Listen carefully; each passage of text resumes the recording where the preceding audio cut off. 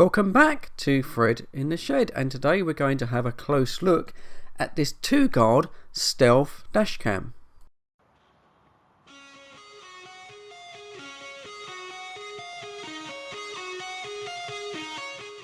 I've been looking into one of these for a while now. So first thing I decided was I didn't really want to spend an awful lot of money, so I thought I'd get a cheap one, so I set a budget of just £50, but I was quite surprised by the amount of models available for such little money. It's really a case of deciding what you don't want as opposed to what you do want. Now the first thing I wanted was quite a small discreet dash cam. I didn't fancy one of these sort of large ones that sort of hang down on a sucker and sort of take up a lot of space on the windscreen. So that would involve a little bit of a commitment because I'd have to use one of these 3M sticky pads, so it was going to be semi-permanent on the windscreen, so I wanted to make the right choice. Now the next decision where size was concerned was, did I need a screen on the dash cam itself? Now most of these have built-in Wi-Fi now, so you can use your mobile phone as a monitor, but I've kind of had this before and it's a little bit, sometimes it works, sometimes it doesn't, so I did decide that I would need a screen.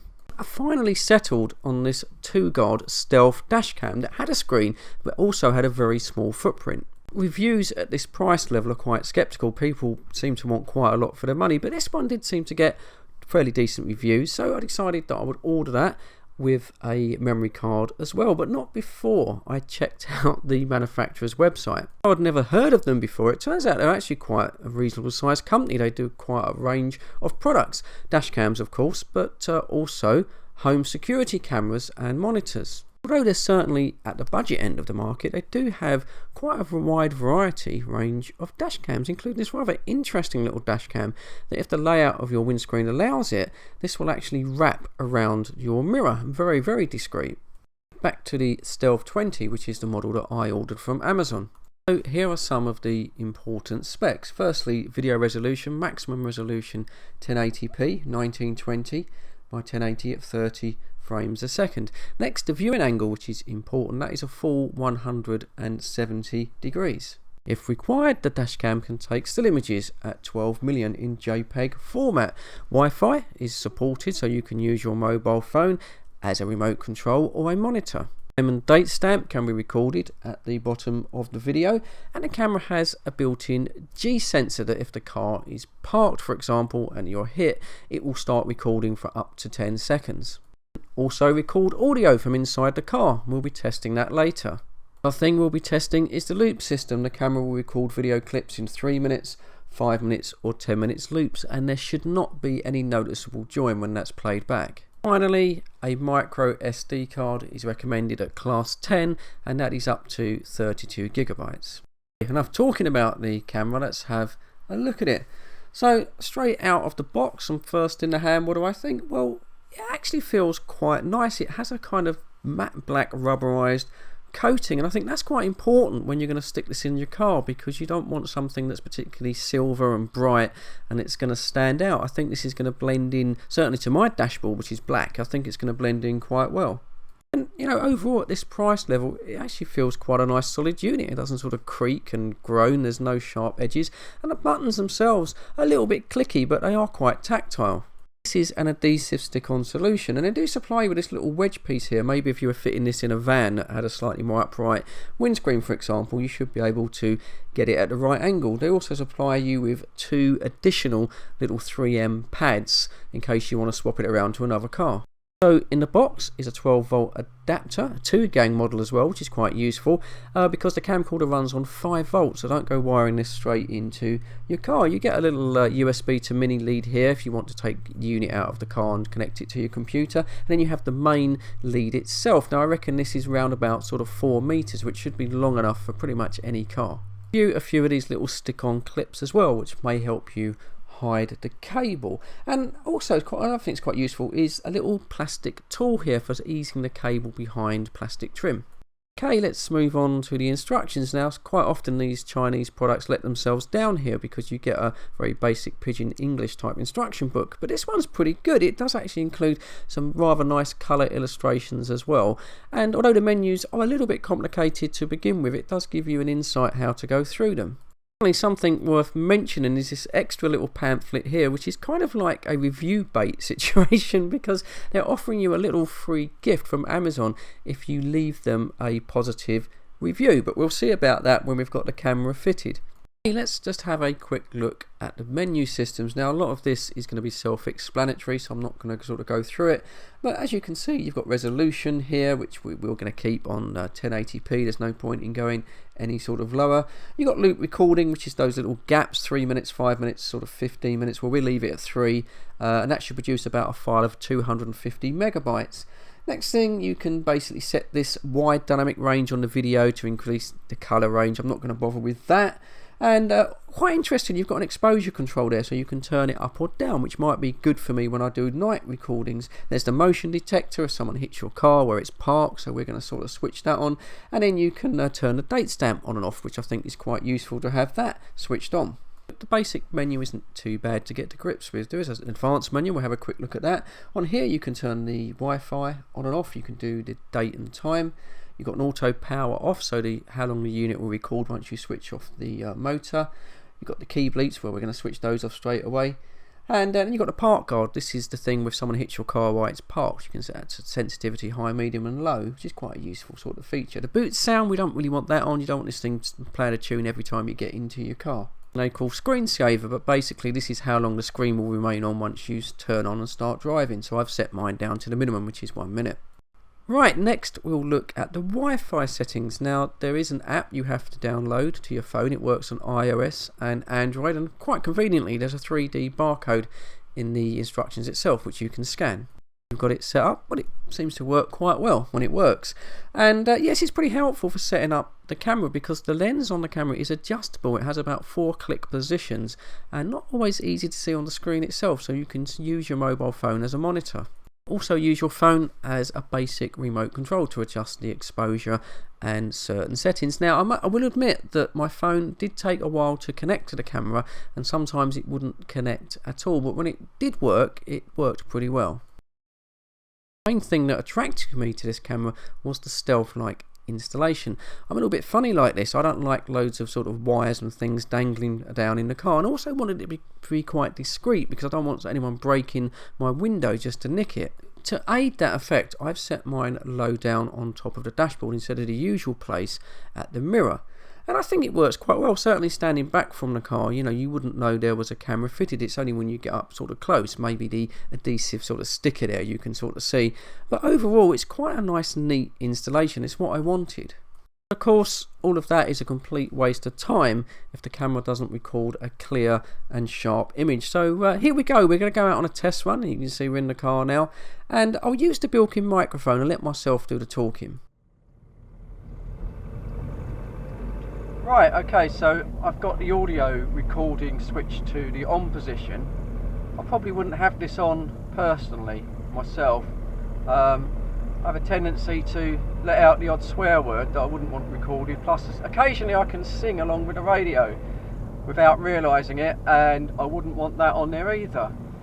It's quite a dull day today, not any sunshine, full cloud cover. So it'll be interesting to see how it handles the exposure. Hopefully it'll pick up number plates. I mean, this is basically what you want, isn't it? So this will be interesting. We've got this Range Rover coming down here. He's not going to give way, so I'm going to ease off a little bit. There we go. So yeah, basically see how it performs. As long as it's clear enough to be able to read number plates and things, it's pretty much all you want. Alright, we're going to stop it now. I think we've had enough of that silly old duffer driving about, talking to himself. Right, seriously, but I think this is actually pretty good. I'm quite impressed with the quality there. When I sort of done a freeze frame on that Range Rover, you could certainly read the number plate sort of clear enough. And when I went past those roadworks back there, the 3-minute loop joined, and there was no gap, not even in the video or even the audio come to that. So although the quality isn't something maybe you'd use on your home video, but it's certainly good enough, especially at this price point, to have in your car to record any incident or accident that might take place.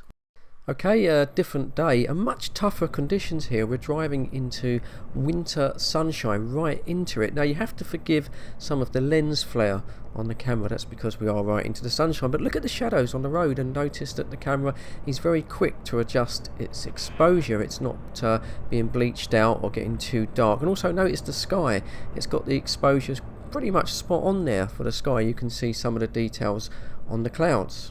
And I think it's doing quite a fair job. I've seen cheaper dash cams really fail at this stuff. Right, as we go along here, I'll do another freeze frame just to make sure that we can pick up the all-important number plate here. And yeah, there we go, no problem at all. As we zoom in on this car, perfectly readable. If there was an incident, we'd be able to record that number plate. Now another thing that cameras can have trouble with is a sudden change from dark to light conditions. So as I approach this tunnel here, keep an eye on the sky and we'll see how quickly the camera can adjust its auto exposure. And yeah, that's pretty darn quick, so I'm quite pleased with that. So I think that concludes the daytime testing. It seems that the camera works in pretty much all light conditions quite well. So I'll now do some dark testing on the way to work and we'll see how it handles at night.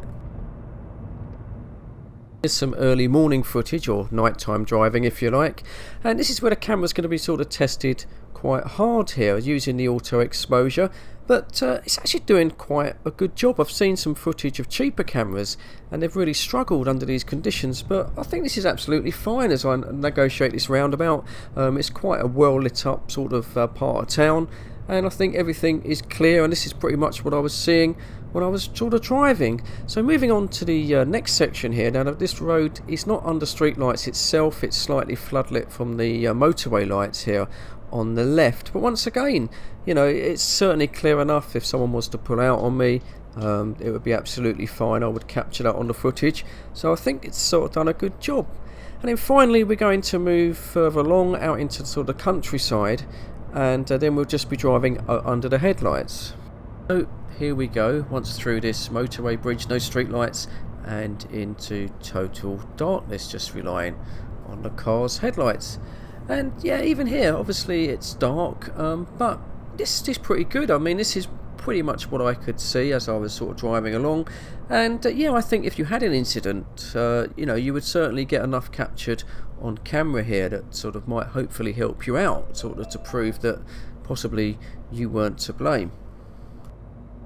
As I mentioned earlier, the Dashcam has built-in Wi-Fi, and there is an app available both on Android and iOS, and it installs easy enough, and then you just need to go to your phone settings and choose the Dashcam as the Wi-Fi option. Once the Wi-Fi is connected, then you can use your mobile phone as a viewfinder, which is quite useful when you first set the camera up. And also around the perimeter of the viewfinder there are a number of menu shortcut keys. This is pretty handy as well. You can delve into the menus even further using your phone, and you can set things such as the video resolution, the loop times, the G-Shock sensor, and stuff like that. Now it is possible to use the Wi-Fi link to your phone to download video clips, and I did try one and it did work. However, when using the Wi-Fi connection, I did find that the camera kept dropping the connection with my phone. I've got no idea why this was. The phone was really close to the camera, but the only way to re-establish connection was to go into the camera's menus itself and switch the Wi-Fi off and switch it back on, and then it would work for a small amount of time. So I wouldn't recommend you do that. I'd recommend that you use a SD card adapter and download the images straight to your computer. So it's a bit of a pity that with the Wi-Fi dropout. It was fine setting the camera up in the car, but I don't think that's something that you can rely on. If you're interested in recording GPS data along with the video, then the next model up in the range will probably interest you. It's about another £10 more, and it does come with a separate GPS antenna, which unfortunately means more wiring. But with the software you can download, there's quite a lot of comprehensive GPS data that may interest you if perhaps you're a professional driver.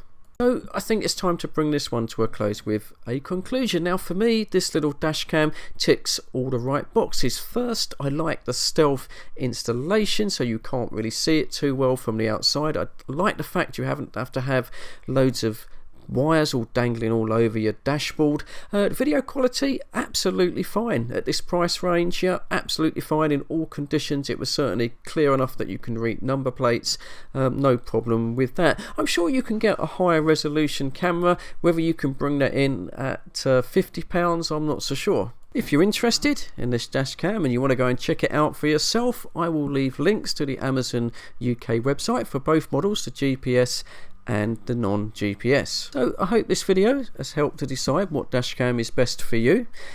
Please give it a thumbs up if you found it interesting, and as always, subscribe if you want to see more videos like this. But as for now, I would like to say thanks for watching, stay safe, and I'll catch you all on the next one.